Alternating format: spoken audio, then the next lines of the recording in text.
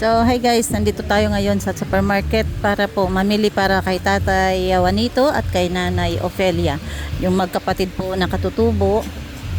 Ang isa po ay stroke at ang isa ay bulag. So, ito po ang mula kay Sir Welipat para po sa kanilang pagkain.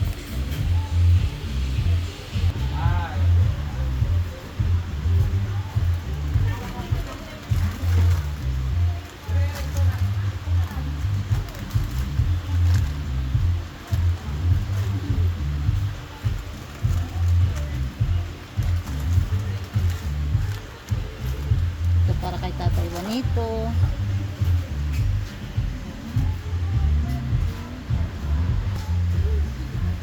Gusto siguro nila yung flex and oil.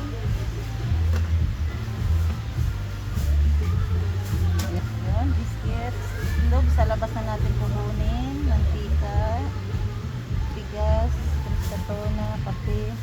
Noodles na lang, noodles. Yung mga importanteng gamit.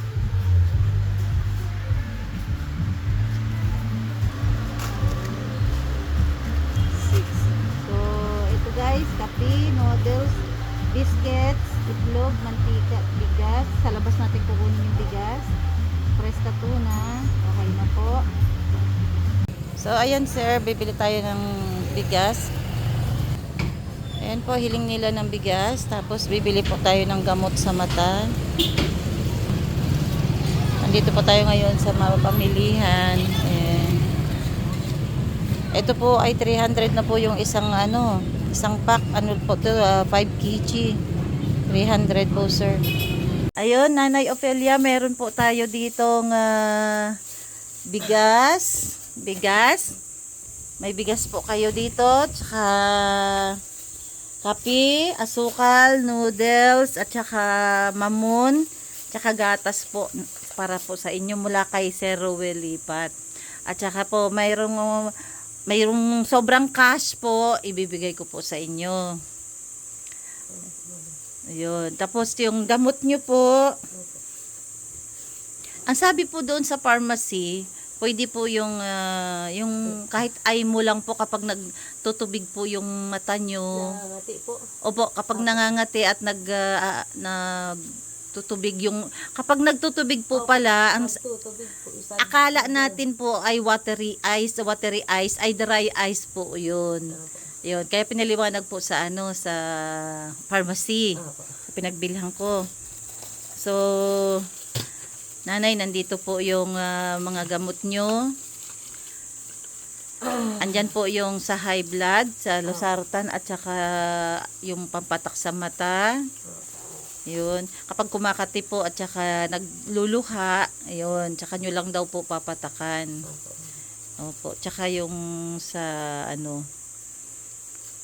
So, ayun Nanay, anong pong masasabi nyo kay Sir Welipat? Kasi po ayaw nyo pong magpa-opera. Ang masasabi ko lang po kay Sir Welipat, maraming salamat po sa binigay niyang maintenance na Rosaltan, Anliditin po, at saka pampatak po sa mata. Tapos, maraming salamat din po sa bigas, Kape, asukal, po, noodles, tsaka gatas mga po. tinapay. Mga tinapay po. Maraming salamat po, Sir Ruel Lipat. Pati na po sa asawa niya. Opo. So, ayun Nanay, kasi ayaw nyo pong magpa-check. Mahirap po kayo makababa ng bundok, no? Kaya ako na po talaga ang dito para, ang pangalan ko po ay Gina. Ayun. Diyan lang po ako nakatira naman sa sa baba. Pinagpala. Sa baba, tapos aakyat din sa taas. Bundok din po pala, madam. Opo, mataas. Mataas ang sa amin sa Pinagpala. Bali, yun, yung parang ang kalsada mababa, tapos aakyat pa rin po kami.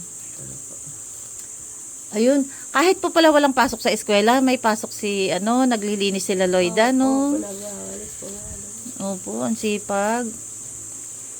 Kaya pala, mabuti ay iniwan sa inyo ang cellphone. Yung nasa ano po, yung pipi po yung madam, yung nag-ano dyan, humahawak po, madam. Ah. Kasi kung pindutin po niya, madam, Oo. ano, ibibigay niya sa akin kung sino yun.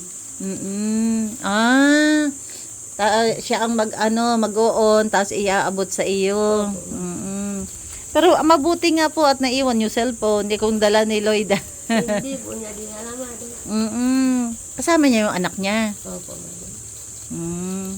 Si Tatay Jerry nandoon din. Opo. So, sayang nga po, hindi natin naabutan yung live ni Sir Rowel. Nahabol ko nga po para sana makita niya kayo ng personal. Opo, sayang, madam. Sayang nga eh. Di bali po, makikita kayo ni Sir Rowel at ni Ma'am Luz sa sa video nyong ito, makikita niya po. Panood po nila yung video mo. So, ayan sir. Kahit po wala ang pasok sa eskwela po pala, ay naglilinis po sila Tatay Jerry tsaka si Lloyda doon sa sa eskwelahan. So, ito po yung payak nilang tirahan. At yung bahay nyo. Opo, madam. Kasi nakaakyat po ako sa Golden Feather noon. Ang mga bahay ay mga kugon-kugon tsaka ano ba yung dingding? Buho po. Buho na pinitpit pero magaganda po. Sinawali po, sawali. Opo, magaganda naman po pero at least po ang gumagawa, at least po dito sa inyo ngayon ay kahit na sementado at may bubong na po kayo, maayos na yung bang wala po kayong takot sa bagyo. Wala po. Kasi solido na po ang bubong nyo. Yun. Pinto lang po ang wala. Oo, wala pa pong pinto at bintana. Itong preskong-presko po sir kasi wala pong pinto ang kortina lang po yung pintuan nila. Ayun. Mga sementado na po lahat sila dito sir, nakakatuwa na rin po at na-improve na rin po sila. Nanay Ophelia, tanggapin niyo po itong dito ko na po nilagay sa plastic po. Ang pera nyo para po may pandagdag kayo sa gamot kung kailangan nyo pa po ng gamot at pagpasensyahan nyo na po kung ano ang nakayanan ng ang aming team at ni Sir Rowel Lipat, ni Ma'am Luz, nung asawa niya, tsaka yung mga anak po niya na nagtutulong-tulong, kay Sir Jeroy po na tumutulong. Ayun, at sa team Rowel Lipat, ayan, pagpasensyahan nyo na po kung ano ang ating nakayanan. Kaya Nanay Ophelia, last word huling sa po para kay Sir Rowel Lipat. Ayun po. Maraming salamat po Sir Rowel Lipat sa biyaya po na binigay ninyo sa akin kasi na itong pera po. Ayan po. Salamat po sir. Kasi na po sa asawa nyo, sa kapamilya po niyo. Saka salamat din po sa sa inyo po. Gina po. Opo. Walang anuman po yun nanay. Basta po kami makatulong. Munting bagay man po, pagpasensyahan lang po ninyo yung makayanan namin. Ayun. Opo. Sana po.